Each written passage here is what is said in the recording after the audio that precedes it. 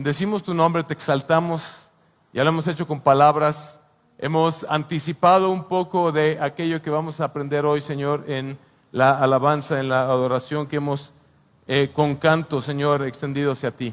Que pudiéramos darte a ti, Señor, el Rey de Reyes, el Señor de Señores. Que no sea nuestra alabanza, Señor. No cantamos solamente como para pasar un tiempo en lo que la gente llega, sino que verdaderamente es el inicio de nuestra entrega a ti, Señor. Levantar nuestras voces para declarar quién eres, qué has hecho, Señor, en nosotros, para exaltar tu majestad. Y ahora, Señor, en esta parte, Señor, de la reunión, Padre, en la que vamos a someternos juntos a tu palabra, Señor, en humildad, reconociendo que tu palabra está elevada por encima de nosotros, porque viene de ti, Señor, y nosotros queremos humildemente someternos a ella. Yo te pido, Señor, que tú uses este mensaje, Padre eterno, que me uses a mí, Señor, usa mi debilidad, usa mi incapacidad para poder, con palabras, hacerle justicia a la gloria que te corresponde, Señor, la gloria que te caracteriza, la gloria que te conforma, Señor. Padre, prepara los corazones de cada uno de mis hermanos y sus mentes para que sea tu Espíritu quien haga ese trabajo, Señor, que yo no puedo hacer. Te lo suplicamos en el nombre de tu Hijo amado Jesucristo. Amén y amén.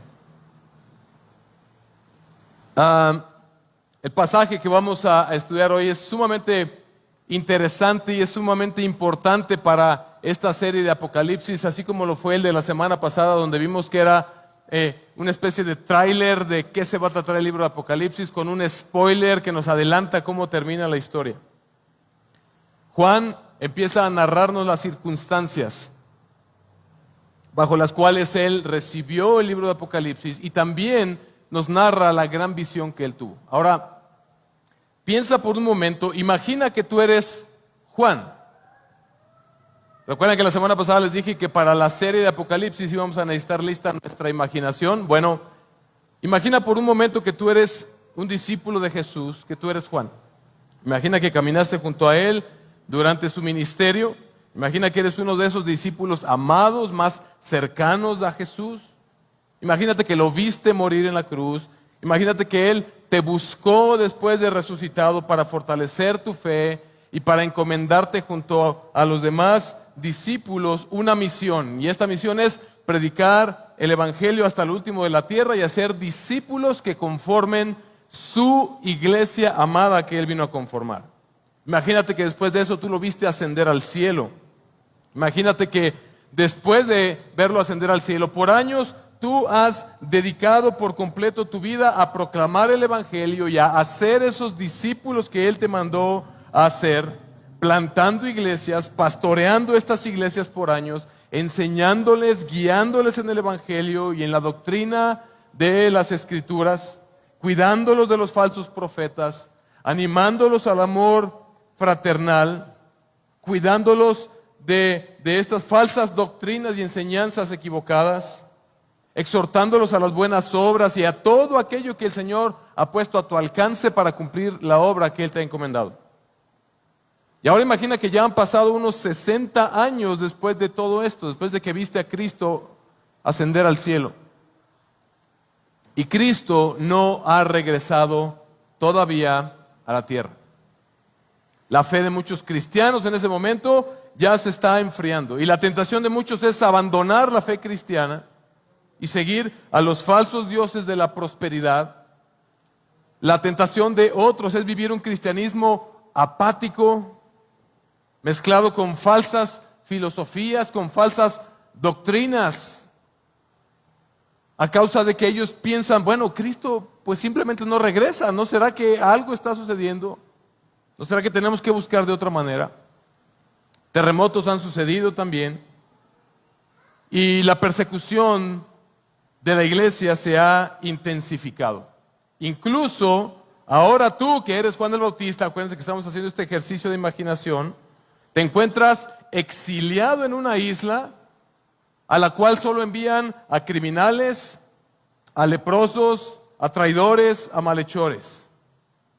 Imagina que estás ahí y tú sabes que en esas iglesias que tú has pastoreado, la fe de muchos hermanos que están sufriendo tribulación por la persecución, está debilitándose. La de otros está tambaleante y la de algunos está sumamente cansada y desanimada.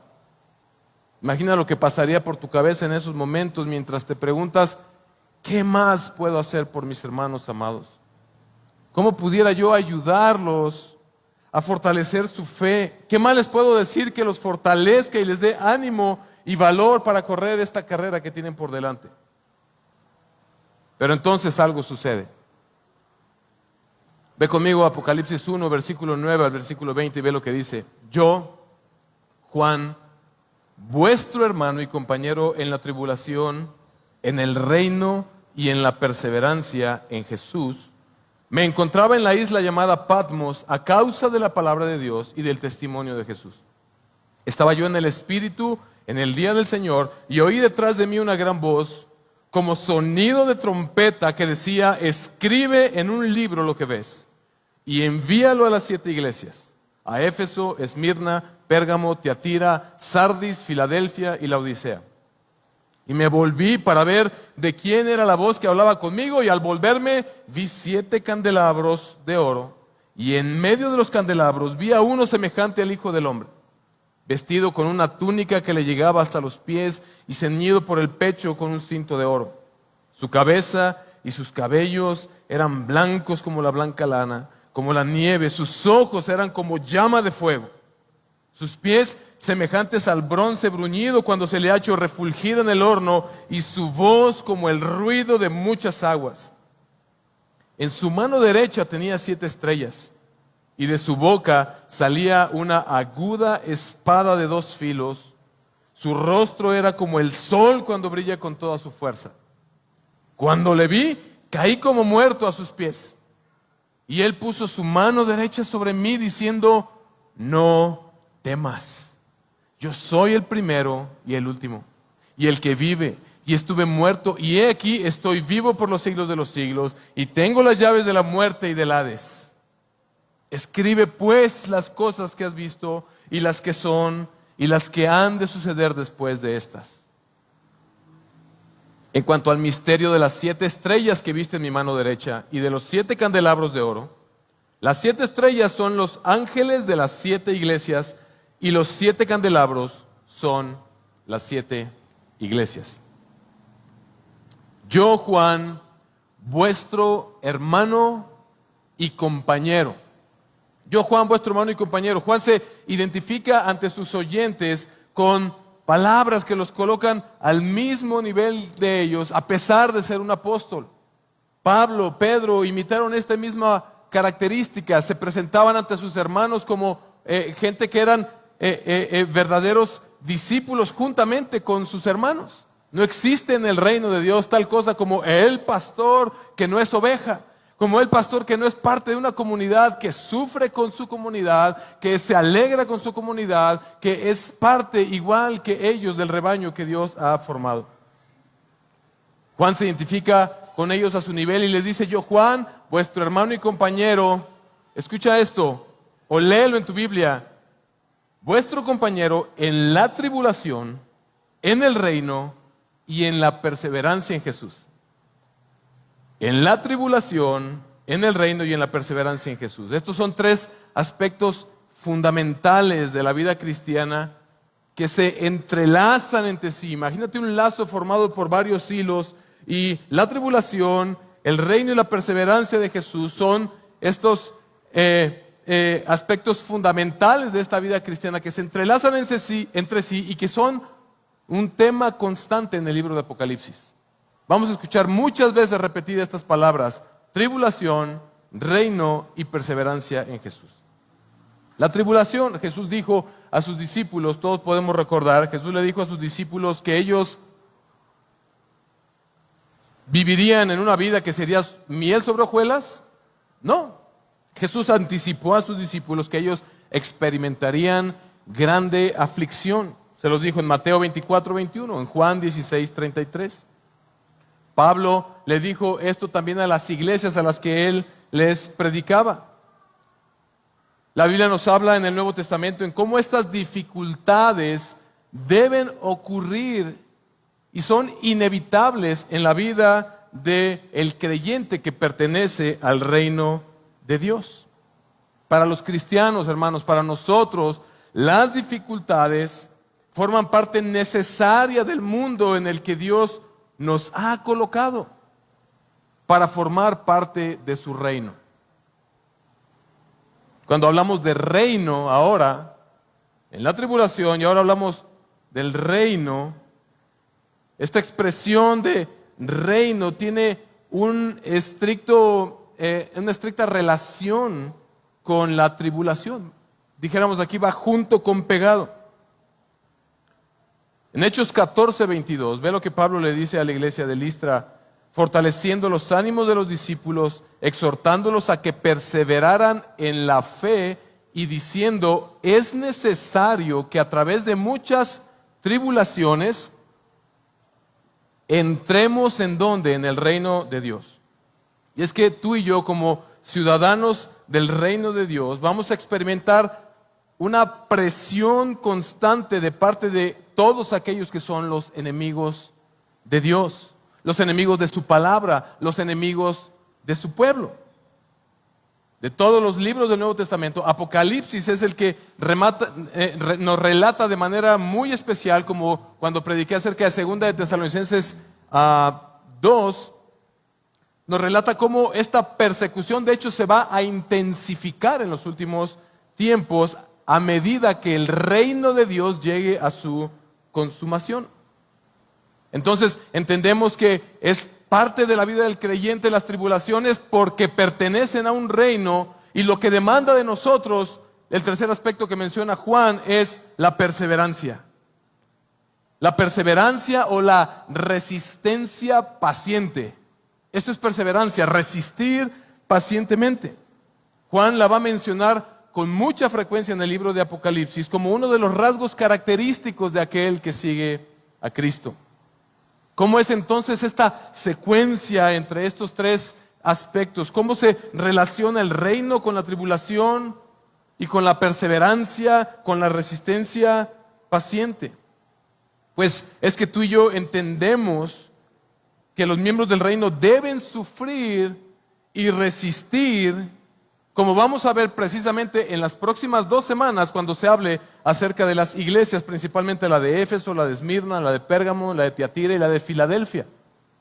Por un lado, los cristianos se enfrentan a tribulación porque pertenecen al reino de Dios, y por el otro se les dice que resistan porque mediante esa resistencia se establece el reino de Dios en la tierra. Entonces, cuando nosotros vemos esta relación, tenemos el reino en medio, la tribulación porque somos del reino y se nos pide esta perseverancia. Cuando tú y yo aprendemos a vivir y a entender la vida de esta manera, las angustias por nuestros problemas y por nuestras tribulaciones a causa de la persecución por pertenecer al reino de Cristo van a ser más llevaderas. Vamos a tener una correcta visión y una correcta perspectiva de por qué nos están sucediendo las cosas.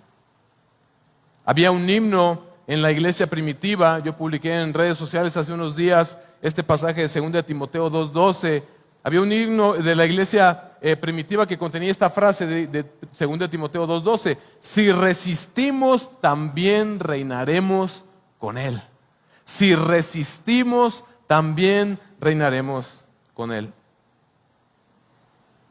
Continúa Juan diciendo: yo, Juan, vuestro hermano y compañero en la tribulación, en el reino, en la perseverancia, en la tribulación, en el reino y en la perseverancia, en Jesús, me encontraba en la isla de Patmos a causa de la palabra de Dios y el testimonio de Jesús. Juan dice: yo de hecho en este momento estoy exiliado a causa de predicar el evangelio de Jesucristo y la palabra de Dios. El versículo 10 y 11 nos da un poco más de detalle de lo que sucedió ese día. Estaba yo en el Espíritu.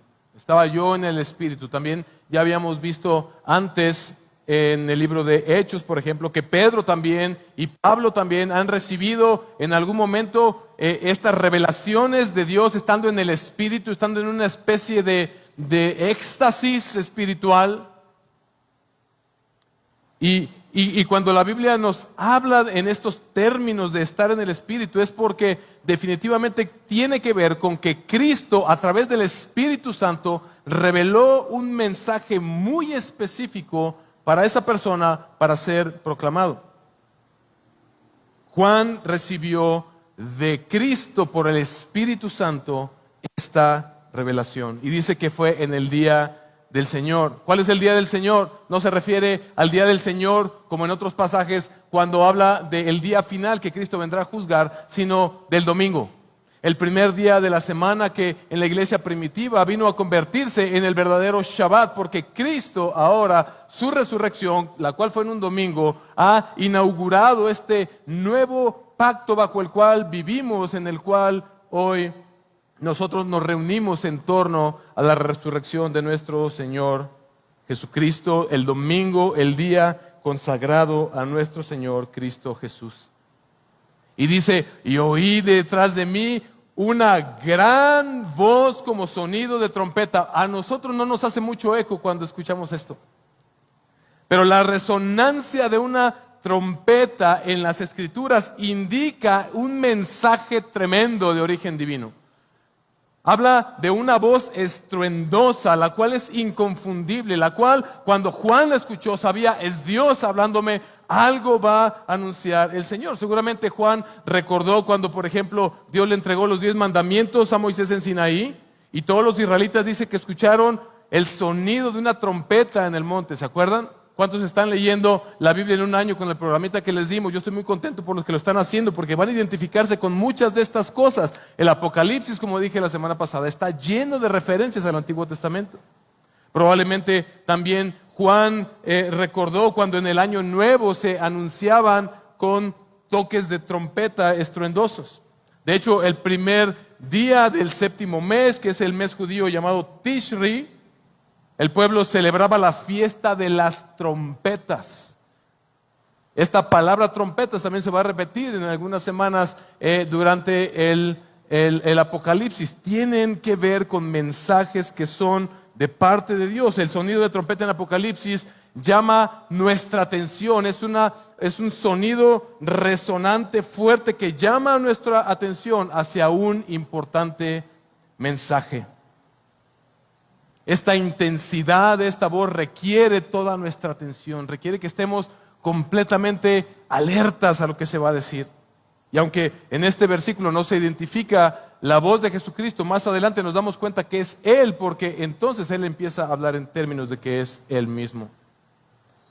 Y dice que esta voz, como sonido de trompeta, ahí mismo versículo 11, que decía: escribe en un libro lo que ves y envíalo a las iglesias. Escucha esto es importante, pon esto como en un clip ahí en tu tablero mental y una notita como salen en las caricaturas. Fíjate, decía escribe en un libro lo que ves y envíalo a las 7 iglesias. Esto es importante y más adelante vamos a darnos cuenta por qué. Lo que Cristo quería al revelar esto era que se escribiera en un libro y que fuera enviado a esas iglesias. Dice en el versículo 12 Juan, y me volví para ver de quién era la voz que hablaba conmigo. Y aquí es donde viene esta gloriosa visión de nuestro Señor Jesucristo. Y al volverme vi 7 candelabros de oro. Ahora me voy a adelantar un poco y si te vas al versículo 20, es Cristo mismo quien nos resuelve el problema del misterio de qué son estos 7 candelabros de oro. Y nos aclara que los 7 candelabros de oro son las 7 iglesias de Asia Menor. Ahora, acuérdense que les dije la semana pasada también, la numerología es muy importante en Apocalipsis. El número 7 se va a repetir muchas veces, el número 12 se va a repetir muchas veces, el número 10 se va a repetir muchas veces. En las Escrituras, el número 7 es utilizado para la plenitud y la perfección de Dios y de lo que Él hace, como la creación en 7 días, que es completa y que es plena y que es total. Cuando Juan dice y recibe esta revelación de las 7 iglesias, no quiere decir que este mensaje era específicamente y únicamente para las iglesias de Éfeso, Esmirna, Pérgamo, Tiatira, Sardis, Filadelfia y Laodicea, sino que al hablar de estas 7 iglesias, nos está hablando de esta universalidad de la iglesia de Jesucristo. De hecho, si tú ves en un mapa, estas 7 iglesias forman como una especie de óvalo en la cual en medio hay muchas otras iglesias a las cuales seguramente este mensaje también fue entregado. Este mensaje no es solamente para las iglesias de Asia Menor, este mensaje es para la iglesia perfecta, plena, universal de nuestro Señor Jesucristo. Versículo 13 en la parte B, escucha esto, y en medio de los candelabros. Y en medio de los candelabros, ¿qué son los candelabros? Las iglesias, la iglesia de Jesucristo. Y en medio del candelabro, de los candelabros, a uno semejante al Hijo del Hombre. Escucha lo que dice Simón Kistemacher acerca de esto, y tuve que citarlo tal cual porque no puedo hacer suficiente justicia a este pasaje, pero ve lo que dice: qué consuelo para la iglesia en la tierra. Juan describe primero a la iglesia y luego a su Señor, que siempre camina en medio de ella. Jesús, como el Hijo del Hombre, camina en medio de las iglesias que hacen resplandecer su luz con esplendor para disipar las tinieblas de este mundo. No se ha retirado a los dominios celestiales, más bien está con su iglesia en la tierra para ser su fuente de luz. Y cita Juan 8:12. Las iglesias que reciben su luz, dice Kistemacher, deben ser portadoras de la luz. Si no lo hacen, Jesús les retirará su candelabro y dejarán de ser su iglesia, como lo vamos a ver la próxima semana. Qué increíble que este mensaje, la esencia de este mensaje es: yo, el Cristo resucitado, estoy en medio de mi iglesia. No los dejé solos, no me he ido, no los he abandonado, estoy en medio de mi iglesia. Y continúa describiendo lo que vio. A uno semejante al Hijo del Hombre.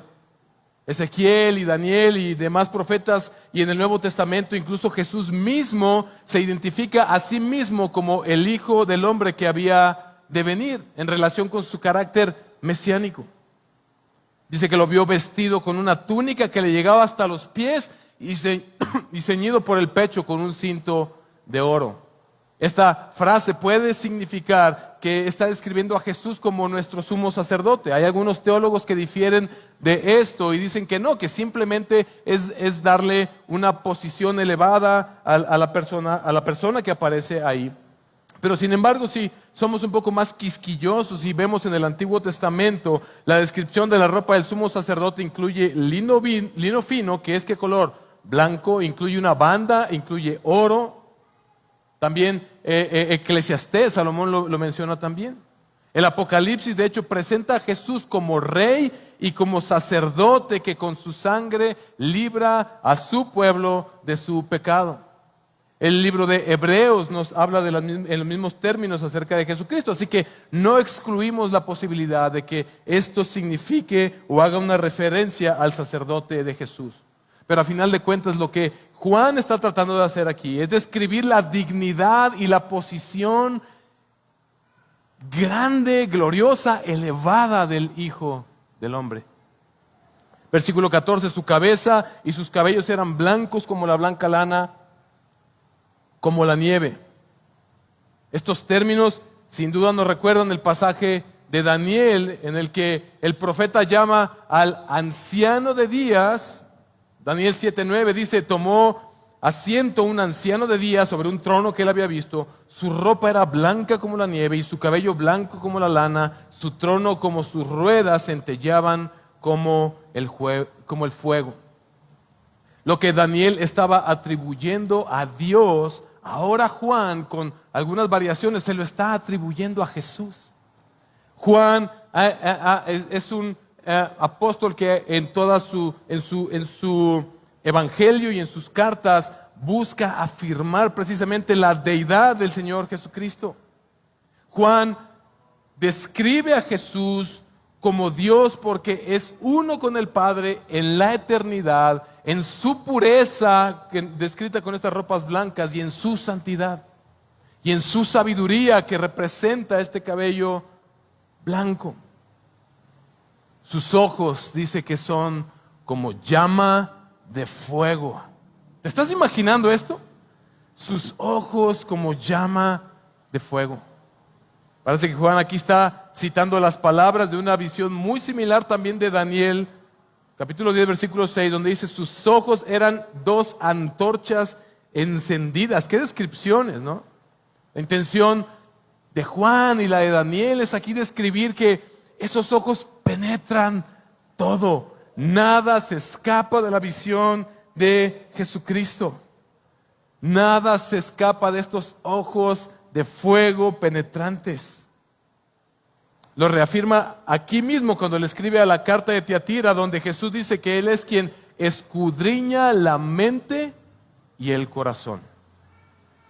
Ese es nuestro Dios, Jesús, que está en medio de su pueblo. Dice que sus pies son semejantes al bronce bruñido cuando se le ha hecho refulgir en el horno. No tenemos mucha información acerca de qué está indicando aquí, si realmente, si se refiere al metal cuando está dentro del horno y está al rojo vivo, o cuando ha sido simplemente pasado por el horno. Tampoco entendemos exactamente qué significa esos pies de bronce bruñido, pero definitivamente Juan está tratando de expresar la gloria y la fortaleza al describirlos en términos de este metal. El libro de los Salmos enseña que Dios, en el Salmo 110:1, que Dios aplastará a sus enemigos con sus pies. Dice, continúa diciendo Juan, y su voz como el ruido de muchas aguas. En otros pasajes de la Escritura y en otros pasajes de Apocalipsis se expresa de esta misma manera el apóstol Juan para transmitir esta imagen de este poder que tiene el mar. ¿Cuántos han estado en el mar? Algunos estuvieron en la semana pasada en el mar, pero ¿cuántos han estado, por ejemplo, a mí me gusta Ixtapa, donde hay estas montañitas de roca donde el mar golpea con fuerza y se escucha el estruendo del mar? Dice Juan, así era la voz que estaba hablando conmigo. Ezequiel 43:2 describe de esta misma manera al Señor, donde dice que su sonido era como el sonido de muchas aguas. Imagínate un río caudaloso que va arrasando sobre piedras y montes y va abriéndose paso. Así es la palabra de nuestro Señor. Era la voz de este ser que aparece delante de Él, que ahora sabemos es nuestro Señor Jesucristo. Y en el versículo 16 dice que en su mano derecha tenía 7 estrellas. Jesús mismo nos proporciona, gracias a Dios, la interpretación de esto también en el versículo 20, donde nos dice que esas 7 estrellas son los ángeles de las 7 iglesias. Los ángeles en toda la Escritura son vistos con una función principal de mensajeros. Mensajeros, y cuando habla de los ángeles de cada una de las iglesias, no podemos negar la interpretación de algunos de que tal vez se refiere a que hay ángeles o un ángel específico cuidando cada iglesia, pero en su función de mensajeros parece que está hablando de los pastores de cada una de estas iglesias, y dice que Él los tiene en su mano y es a ellos a quien quiere hacer llegar estas cartas para que ellos hablen este mensaje a las iglesias. Y al decir que los tiene en su mano derecha, podemos interpretar como una fuente de poder y de protección. Cuando Jesús se expresa en Juan 5, en Juan 10 acerca de la resurrección y de que nosotros le pertenecemos a Él, Él dice, están en mi mano y nadie los puede arrebatar de mi mano porque soy el Todopoderoso. Y de su boca salía una aguda espada de 2 filos. Recuerden que Apocalipsis está lleno de simbolismos. Y esta imagen de la espada en forma simbólica está representando la palabra hablada de Cristo. Esa palabra es Dice, más afilada que una espada de doble filo y que puede discernir los pensamientos y las intenciones del corazón. ¿Se acuerdan? Lo hemos leído en Hebreos 4:12, en Efesios 6:17. El arma en aquel tiempo, el arma más poderosa que tenía el ejército romano era esta espada de dos filos, que de hecho fue definitiva en la conquista de muchas batallas. Cristo va a derrotar a sus enemigos con el poder de su boca, como dice 2 de Tesalonicenses 2:8, con el soplo de su boca. Efesios 6:12 nos recuerda que Jesús combate a sus enemigos no con armas materiales, sino con su palabra. La batalla no es contra carne y la sangre, sino contra fuerzas espirituales de las tinieblas. Con esa misma espada, muchas gracias, hermana, sí lo voy a necesitar. Gracias. Con esa misma espada, Cristo no solamente juzgará a las naciones, sino que comenzará juzgando y comienza juzgando a su propia iglesia. Comienza juzgando el mal dentro, en medio de su iglesia, como vamos a ver las próximas 2 semanas en el capítulo 2 y el capítulo 3. Los juicios de Dios, vemos en el Antiguo Testamento, siempre comienzan por su pueblo, por su iglesia, para purificarla, para santificarla para Él mismo. Y finalmente dice Juan que su rostro era como el sol cuando brilla con toda su fuerza. Cuando Mateo se refiere al evento de la transfiguración, habla en los mismos términos, que su rostro resplandecía como el sol. Ahora, fui dando detalles de cada una de estas descripciones, pero lo más importante es que podamos ver esto como una sola visión que nos dice una sola cosa. Y como mi ignorancia y mi incapacidad de poder transmitir fielmente esto a ustedes de tal forma que produzca algo en ustedes, recurrí a William Hendrickson, un teólogo que nos describe esta descripción de Jesucristo y nos dice que debemos tomarla en su totalidad. Y esto nos va a ayudar a poder ver el cuadro completo. Escucha esto, pon mucha atención, por favor. Dice William Hendrickson, nótese que al Hijo del Hombre se lo describe aquí como vestido con poder y majestad y con temor y terror. Esa túnica real larga, ese cinturón dorado abrochado en el pecho, ese cabello tan brillante blanco como nieve en la que se refleja el sol y que daña a los ojos, esos ojos que despiden fuego, ojos que leen todo corazón y penetran todo rincón escondido, esos pies resplandecientes que aplastan a los malos, esa voz poderosa reverberante como las poderosas olas que se estrellan en las riberas de las rocas de Patmos, esa gran espada afilada, larga, pesada, con 2 filos mordientes, ese aspecto completo como el sol que brilla con toda su fuerza, demasiado intensa para que los ojos humanos lo miren. El cuadro entero, tomado como un todo, simboliza a Cristo el Santo, que viene a purificar a sus iglesias y para castigar a quienes persiguen a sus elegidos, como veremos durante todo el desarrollo de Apocalipsis. Con razón sucede lo que sucede en el versículo 17. Dice Juan, cuando le vi, caí como muerto a sus pies. Cuando le vi, caí como muerto a sus pies. ¡Qué visión tan gloriosa de Cristo! También nosotros caeríamos como muertos si pudiéramos ver semejante gloria. Al comparar la majestuosidad, la santidad, la gloria de Cristo con nuestra inmundicia, con nuestra maldad, caeríamos como muertos delante del Señor. Pero ¿sabes qué? Esta visión no es para terror y muerte, es para esperanza y para vida.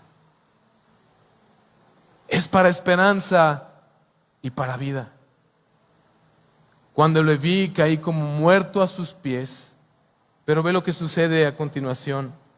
Y Él puso su mano derecha sobre mí. Imagina esto, diciendo, Él está tirado en el rostro. Imagínate a Juan ahí en el piso, su rostro tirado. Todas las descripciones del Antiguo Testamento y del Nuevo Testamento vemos que no es me caí como condorito así de plop, sino es caer postrado delante del Señor y decir y estar temeroso y aterrorizado por lo que está sucediendo delante de ti. Y la mano de Cristo Jesús toca a su hombro y le dice: no temas, no temas. Esta visión no es para muerte, es para vida, es para esperanza. Daniel fue levantado de la misma manera cuando recibió estas visiones extraordinarias. Imagina todo lo que sucedió en el ser de Juan cuando él simplemente recibió ese toque de Jesús, donde seguramente él recibió esa fuerza para enfrentar el futuro. Al mismo tiempo él pronunció estas palabras que seguramente resonaron durante todos sus últimos días: no temas. Hermanos, Jesús en los evangelios podemos ver que él constantemente les dijo a sus discípulos: no teman, no teman porque yo estoy con vosotros. No teman si están en medio de una tempestad en el lago de Galilea. No teman si están en el monte de la transfiguración. No teman si están en el viaje misionero que hizo Pablo. No teman si están bajo custodia del ejército romano. Hermanos, Jesús nunca abandona a su pueblo. Jesús está en medio de su pueblo. Y continúa diciéndole: yo soy el primero y el último. Juan reconoció a Jesús. Juan recordó que él mismo escribió acerca de él, que dijo: él es el gran yo soy. Jesús es el primero y el último. Es el primero como creador. Es el autor de nuestra salvación. Es el primogénito de entre los muertos. Es el alfa y la omega, vimos la semana pasada. El todo en todo. Es también el que llevará todas las cosas a su final. Entonces, como Él llevará todas las cosas a su cumplimiento final, Él es el fin también. Él es el principio y Él es el fin. Tú y yo no dependemos de las decisiones que tomen Israel y Gaza y Hamás. No dependemos de las decisiones que tomen los gobernantes del mundo, no dependemos del coronavirus, no dependemos de la vacuna, dependemos de Cristo, quien ha establecido el final y quien va a escribir el final de esta historia y nos lo ha enviado en esta preciosa carta de Apocalipsis. Es el primero y el último, el principio, el fin y el fin. Él es el soberano de toda la historia. Hermanos, qué aliento es para nosotros. Qué aliento es para nosotros saber que Jesús está al principio y al final de la historia humana y siempre en medio de nosotros. Siempre está con su pueblo. Y el que vive sigue diciendo: y estuve muerto, y he aquí estoy vivo por los siglos de los siglos, y tengo las llaves de la muerte y del Hades. El que vive, dice Jesús, yo no estoy muerto, yo no me quedé en esa tumba. Estuve muerto, dice Jesús. Yo vine y entregué mi vida por ustedes. En mi humanidad yo morí en esa cruz en representación tuya para recibir todo el castigo de tu pecado sobre mí. Yo enfrenté la muerte, pero la vencí. Yo enfrenté la muerte, pero la vencí, y hoy estoy vivo por los siglos de los siglos, por la eternidad, y tengo las llaves de la muerte y del Hades. Tengo las llaves de la muerte y de la tumba. Y esta verdad incuestionable que todo el mundo ha tratado de refutar, pero esta verdad incuestionable de la resurrección de Cristo hace que nosotros como creyentes nos regocijemos en su poder para abrir las mismas tumbas y resucitar a los muertos. El que tiene las llaves de las puertas tiene el poder de dar acceso a lo que hay detrás de esas puertas. Sean bienes, sean tesoros, sean secretos escondidos. Quien tiene la llave tiene la autoridad para darte acceso a ello.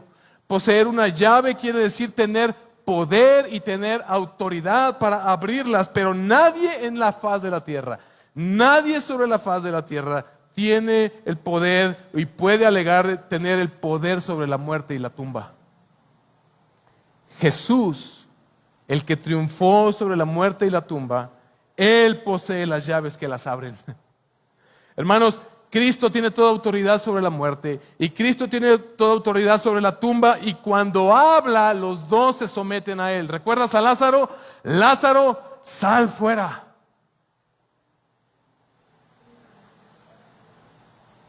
Él es el vencedor que tiene el poder absoluto sobre la muerte y el Hades. Cristo, hermanos, es el que le da vida a su iglesia porque Él tiene el poder de la vida.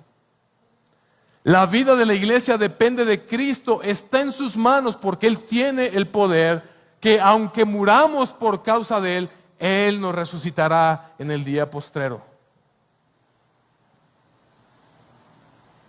Y finalmente en el versículo 19,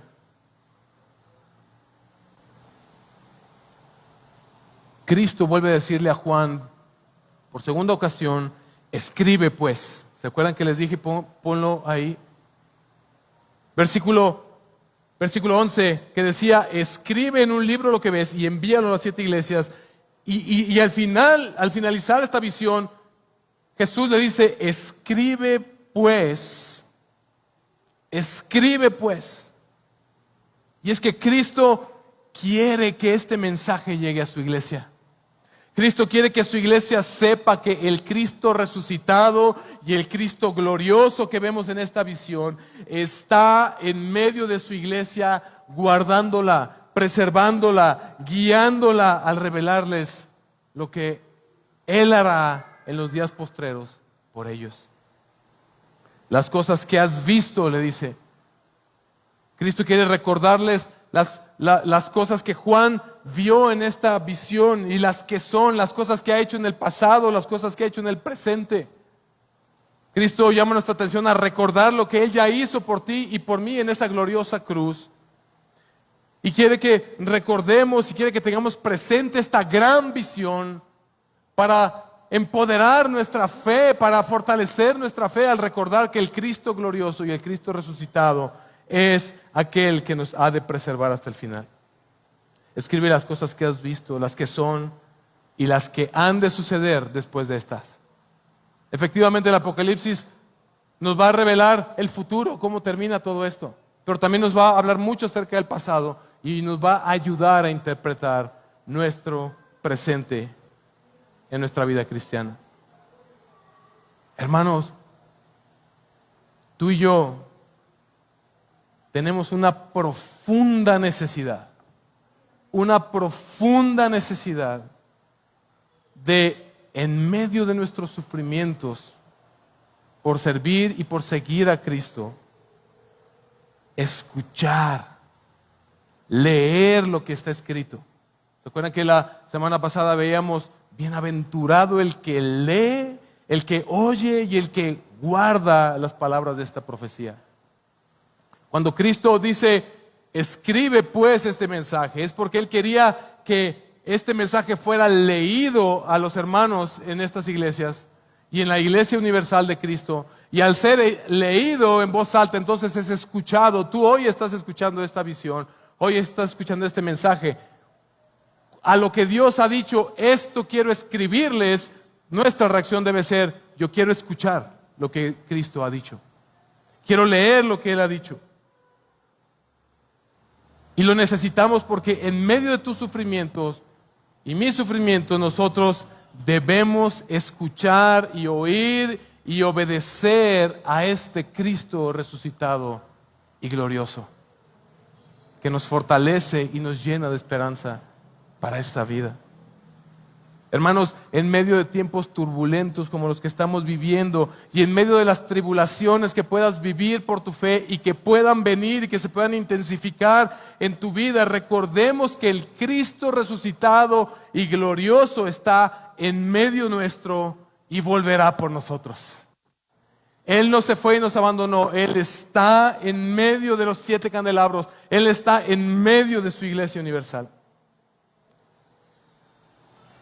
Tú necesitas escuchar este mensaje del Apocalipsis, porque la visión que tengas del Cristo glorioso y resucitado, y la voluntad que tengas para leer lo que Él ha escrito, escuchar lo que Él ha mandado, lo que Él ha dicho que se escriba para que tú escuches, y la voluntad que tú tengas para obedecer lo que está escrito aquí va a ser crucial para tu perseverancia en el reino y en las tribulaciones, por seguir a Cristo en este intervalo de tiempo en el que estamos viviendo, simplemente a la espera de nuestro Rey glorioso que volverá triunfante por su iglesia. Oremos. Señor,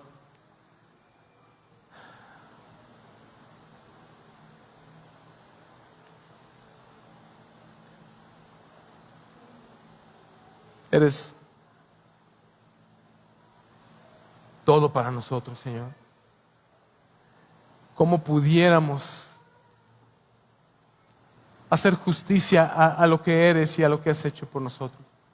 ¿Cómo pudiéramos con palabras humanas, Señor, expresar lo que tú has hecho por nosotros? Pero, Señor, hoy rogamos que en nuestro corazón resuene tu voz como sonido de trompeta, Señor, como el mar cuando despedaza las piedras y lo que está delante de él, cuando está rugiendo en medio de estas tormentas, Señor, que resuene en nuestro interior, recordándonos a quién seguimos, a nuestro glorioso Cristo resucitado, quien es todopoderoso, quien es el alfa y la omega, el principio y el fin, quien venció la muerte a nuestro favor, quien perdonó nuestros pecados, quien nos ha dado vida porque tiene las llaves de la muerte y del Hades, y que ha de volver por nosotros, Señor. Haznos una iglesia fuerte, Señor. Haznos dignos de este llamado y fortalece nuestra fe en ti, Señor. Que podamos ante todo tener esta visión, Señor, de la vida que estamos viviendo y que nos toca enfrentar, vivir, Señor, con la perspectiva del reino al cual pertenecemos, Señor. Y que toda tribulación que venga a nuestras vidas podamos perseverar, podamos resistir con valentía, Señor, y con paciencia, Señor, contemplando al Cristo resucitado, glorificado, Rey de reyes, Señor y señores, que volverá por nosotros.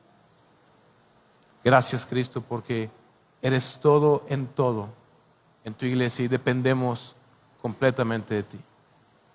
Bendito sea tu nombre, Padre, en el nombre del Hijo, del Padre, del Hijo y del Espíritu Santo.